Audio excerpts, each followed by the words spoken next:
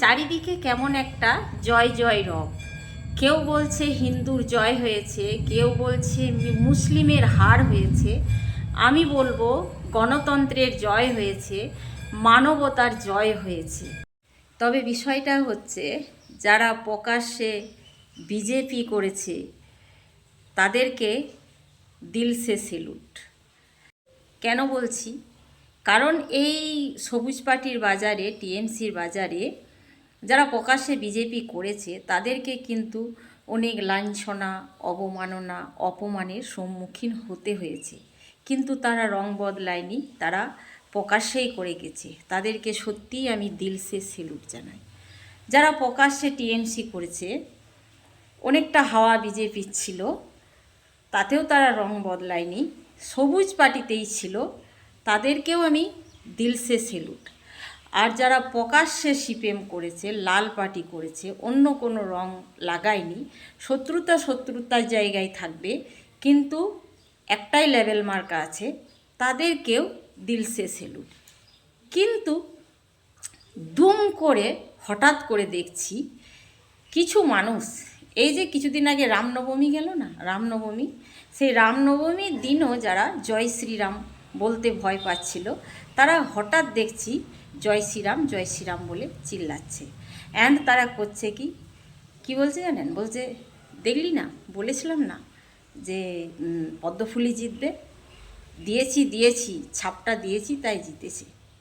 তো এই যে মানে এরা ধরুন জোড়া ফুলের আমলে মিটিংয়েই বলুন, মিছিলেই বলুন, কোনো গ্রুপেই বলুন, কোনো ব্যাংকেই বলুন, পঞ্চায়েতে বলুন, যে কোনো জায়গাতে এরা কিন্তু ফেসিলিটি অর্জন করেছে, মুখে তালা বেঁধেছিল।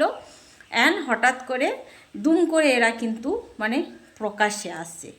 এই যে এই ব্যক্তিত্ব বিশিষ্ট মানুষগুলো না, এইগুলো কিন্তু প্রচণ্ড মানে গা জ্বালা বিশিষ্ট এবং প্রচণ্ড অসটা লাগে। তাদেরকে একটা কথাই বলতে ইচ্ছে করে, এতদিন কোথায় ছিলে? চুপি চুপি কেন এলে? এতদিন কোথায় ছিলে? তো এগুলো দেখে বড্ড হাসি লাগে। আর এই জেতার পর দেখবেন যে কিছু মানুষ না মানে একেবারে গিরগিটির থেকেও আরও দ্রুত রং বদলে নেবে। মানে লাল চাদরের তলে ছিল, সবুজ চাদরেও তলে ছিল, আবার এই গেরুয়া চাদরের তলাতে চলে আসবে। মানে অনেকটা সেই গোল আলু ব্যক্তিত্ব বিশিষ্ট, গুড়গুড় করে কখন কোন দলে ঢুকে যাবে আপনি নিজেও ঠিক পাবেন না।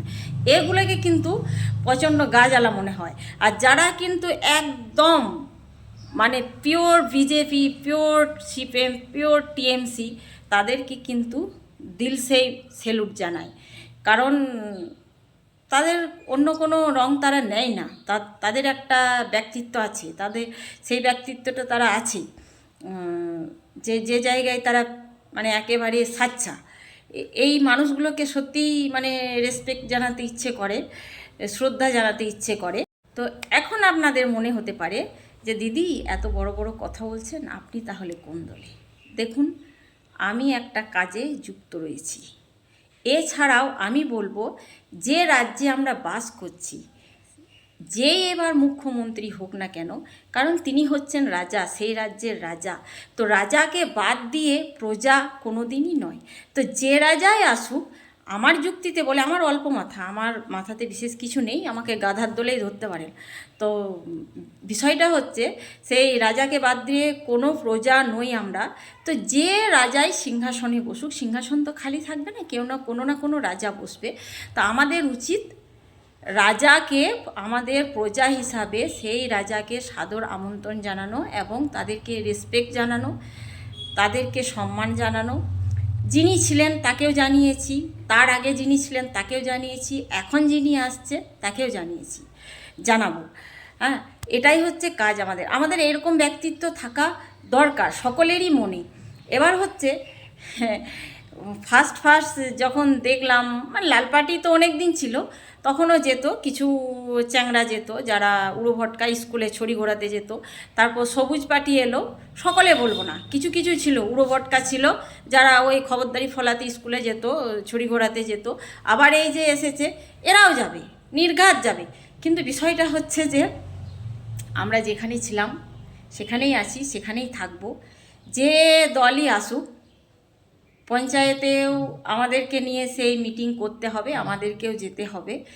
তো অযথা অশান্তি না বাড়িয়ে, মনোবিরোধ না বাড়িয়ে, পাশাপাশি ফিক্সের না বাড়িয়ে, আমি বলবো যেটা হয়ে গেছে হয়ে গেছে। যিনি এসেছে সাদর আমন্ত্রণ জানান, রেসপেক্ট করুন, সম্মান করুন এবং সকলে ভালো থাকুন, সুস্থ থাকুন। আর ওই গোল আলু বিশিষ্ট ব্যক্তিত্ব, বিশিষ্ট মানুষগুলো বা কিছু নেতাও থাকবে, তো সেগুলো থেকে একটু মানে সকলকেই একটু বুঝে সুঝে পা ফেলুন। সকলে ভালো থাকুন। টাটা।